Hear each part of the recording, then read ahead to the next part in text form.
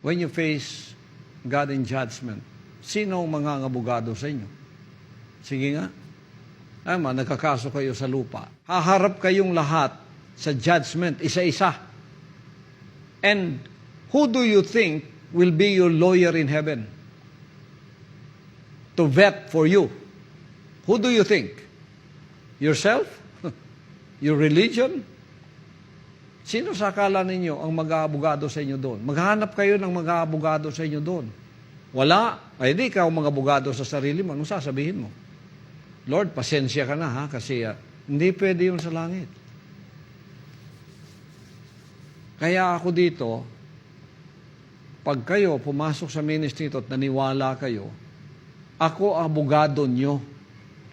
Sasabihin ko, Lord, nagrepent yan. Ama, dumaan yan sa bautismo ng tubig, bautismo ng apoy. Dumaan yan ng kitbog niya, ng tamayong niya. Ama, yan po ay naging matapat. Ama, yan po ay kasama ko.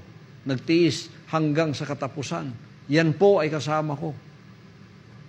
Patotohanan ko yung buhay mo. May record ka eh. Kung anong record mo dito, ganun din record mo sa langit.